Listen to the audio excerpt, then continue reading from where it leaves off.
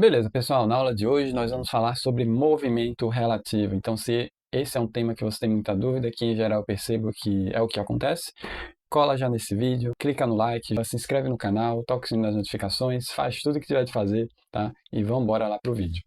Então, o movimento de um objeto ele pode ser descrito em relação a diversos referenciais.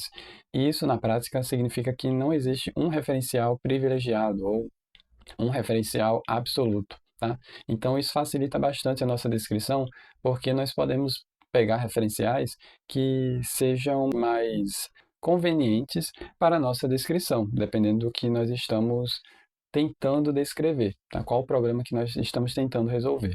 Então, na prática, a gente tem diversas situações no nosso dia a dia que são úteis e que acontecem com bastante frequência, como, por exemplo, uma esteira de aeroporto, que é um caso bem comum, de você estar caminhando sobre essa esteira e você tem uma certa velocidade em relação à própria esteira. Você pode tomar como referencial uma pessoa parada na esteira e você vai estar caminhando em relação a essa pessoa parada na esteira com uma certa velocidade. Só que quem está observando esse movimento seu de fora está vendo que a sua velocidade é maior do que a que você acha que tem em relação à esteira, porque na verdade você está tendo uma soma de dois movimentos, que é o seu movimento e o movimento da esteira, ok? Então, há uma necessidade muito grande da gente conseguir fazer essa relação, essa ponte de um referencial com o outro, beleza? E no nosso caso aqui, nós vamos estar tentando relacionar a descrição de um referencial em relação ao outro para um caso de uma velocidade constante, de objeto se movendo com velocidade constante, ok? Então, suponha inicialmente que nós tenhamos dois referenciais S e S'. Ok? Então, inicialmente, esses referenciais estão parados, um em relação ao outro. Então, esqueçam por hora, tá? Esse vetor aqui, velocidade. Então, inicialmente, esses referenciais estão parados um em relação ao outro. Seria o caso, por exemplo, de você estar na sala e esse ser um referencial, e você ter uma outra pessoa na cozinha, por exemplo, tá? Então, esse seria um outro referencial. Essas duas pessoas paradas seriam os nossos referenciais S e S'. Nesse caso aqui, nós alinhamos esses referenciais, então o eixo X ele coincide, beleza? Mas a nossa descrição ela não vai ser prejudicada por essa simplificação, tá? Pelo contrário, só vai nos ajudar a chegar mais rápido na generalização do nosso problema. Então, esses referenciais estão distantes de um valor ΔX. Note que ΔX é um valor em relação, medido em relação ao referencial S, ok? Assim, nós podemos medir a posição do objeto A em relação a esses dois referenciais. Então, imagine que esse objeto A aqui pode ser, por exemplo, o seu celular, seu smartphone, que está em algum lugar da casa e você vai medir a posição do seu celular em relação a esses dois referenciais, um que está na cozinha e outro que está na sala, ok? Então, nós podemos relacionar essas duas posições utilizando essa relação aqui. Nós sabemos que o objeto A em relação ao referencial S' está em uma posição x' e nós sabemos que a distância entre esses dois referenciais é ΔX. Então, se nós somarmos esse x' com esse ΔX, note que nós vamos obter exatamente a posição desse objeto A em relação ao nosso referencial S, ok? Que é exatamente o que diz aqui a equação 1. Agora, vamos supor que o nosso referencial S' está se movendo com uma certa velocidade v S'. Então, é uma velocidade relativa que o referencial S' possui em relação ao referencial S. Então, para o referencial S, o referencial S' está se deslocando, se afastando dele, com uma certa velocidade, V's' para a direita, ok? Então, nós podemos escrever esse valor de ΔX em função dessa velocidade, porque note que à medida que esse referencial aqui vai se deslocando, esse valor de ΔX aqui, ele vai aumentando. Então, se esse valor vai aumentando, nós precisamos relacionar como é que ocorre esse aumento em função dessa velocidade, em termos dessa velocidade. E que como essa velocidade aqui é constante, nós já vimos que esse daqui é simplesmente o caso de um movimento retilíneo uniforme. Então, ΔX vai ser simplesmente essa velocidade S', aqui eu coloquei o módulo dela, tá bom? Já que nós temos simplesmente essa velocidade na direção x, então nós estamos tratando de um caso unidimensional, multiplicado pelo intervalo de tempo, t menos t0. Então, a equação 1 ela vai se tornar em x igual a x' mais v's' vezes o intervalo de tempo. Agora, incluindo uma dificuldade a mais, né, uma complicação a mais no nosso problema, Vamos supor que além desse referencial S' estar se movendo em relação a S, com a velocidade para a direita, o nosso objeto A ele também vai estar se movendo com uma certa velocidade, medida em relação ao referencial S' e medida em relação ao nosso referencial S. Ok? Então, seria, por exemplo, o caso da nossa esteira rolante que a gente acabou de imaginar no começo do vídeo. Então, se o nosso objeto A estivesse movendo com a velocidade v, e v' em relação a s e s', respectivamente, né? Então, v é a velocidade medida em relação ao referencial s, e v' é a velocidade medida em relação ao referencial s'. Então, se a gente dividir pelo intervalo de tempo essa equação 2 aqui, nós vamos obter esse seguinte resultado. X por ΔT é simplesmente a nossa velocidade v, descrita em termos do referencial s. Esse outro termo aqui é simplesmente a nossa velocidade v' do nosso objeto A em relação ao referencial S'.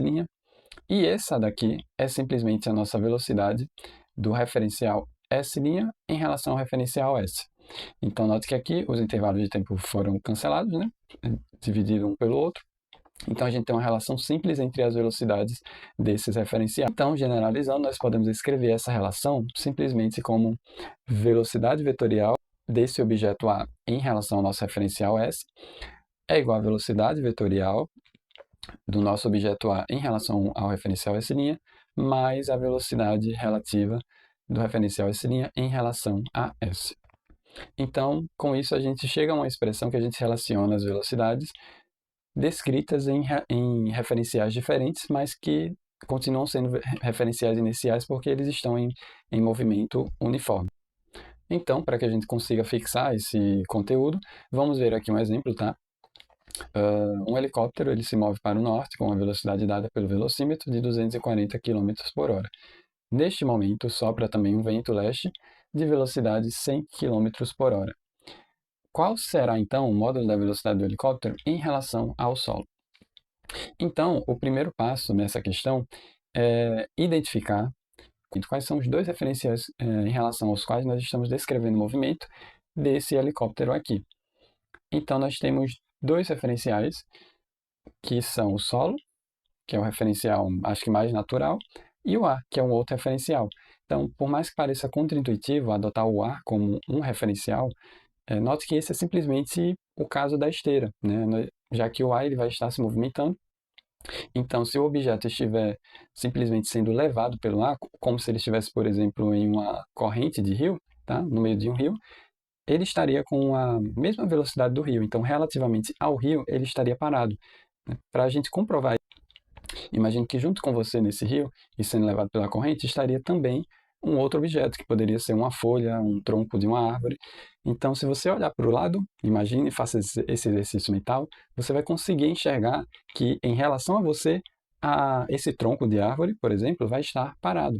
Se você continuar observando para ele, você vai perceber que esse objeto vai estar parado relativamente a você, porque os dois vão estar caminhando juntos com a mesma velocidade que a velocidade do rio, ok? Então, por isso que a gente adota o A nesse exemplo como um outro referencial. Então, agora o segundo passo é a gente reunir quais são os dados da nossa questão, tá? Então, esse daqui a gente pode colocar como passo número 2, ok?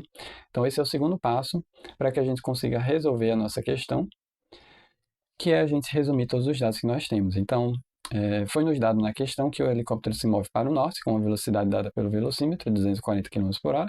Então, aqui eu coloquei V', tá? De 240 km por hora. Então, note que V' vai ser a velocidade do helicóptero em relação ao ar. Enquanto que a velocidade de 100 km, que é a velocidade do vento, vai ser a velocidade do referencial A, ok? Em relação ao solo. Então, esse referencial vai ter uma velocidade de 100 km por hora. Só que como essas são grandezas vetoriais, nós precisamos escrever os vetores correspondentes. Então, aqui foi dito que o helicóptero ele se move para o norte, com a velocidade dada por esse valor, né? Então, norte aqui. Então, por isso que eu coloquei aqui a setinha para cima, norte, e que sopra um vento leste com essa velocidade aqui. Então, esse vento leste, né, ele é a velocidade do referencial A, ou vento, em relação ao solo. Então, coloquei aqui o outro vetor, orientado para a direita, que é a direção leste. Então, a pergunta é qual o módulo da velocidade do helicóptero em relação ao solo. Então, note que isso muda tudo. O fato da gente escrever essas grandezas como elas de fato são, ou seja, grandezas vetoriais, muda a maneira como nós vamos calcular esse módulo. Essas grandezas não estão alinhadas numa mesma direção, como seria o caso unidimensional. Elas estão formando um ângulo entre elas. Okay? No caso, essas velocidades aqui estão formando um ângulo umas com as outras.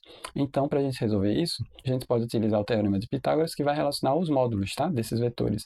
Então, lembre-se que quando a gente fala de utilizar o teorema de Pitágoras, nós estamos nos referindo a simplesmente o módulo, já que não faz sentido a gente utilizar o teorema de Pitágoras para vetores em si, ok? Então aqui nós estamos trabalhando simplesmente com o módulo, ou com o valor escalar dele. E aí é só a gente aplicar os dados que nós temos na questão. Então a velocidade desse objeto em relação ao solo, que é essa daqui, V, ele vai ser a própria hipotenusa ao quadrado, igual à soma dos quadrados de cada um desses catetos. Então, realizando as operações aqui, 240 ao quadrado mais 100 ao quadrado, coloquei em notação científica para facilitar as contas. Depois elevei aqui ao quadrado, então 10 ao quadrado elevado ao quadrado vai ser 10 à quarta, aqui também 10 à quarta, e 2,4 ao quadrado é 5,76. Então, somando esse com esse, dá 6,76, diminuindo aqui a ordem dessa notação científica, então nós vamos ter essa raiz quadrada desse produto.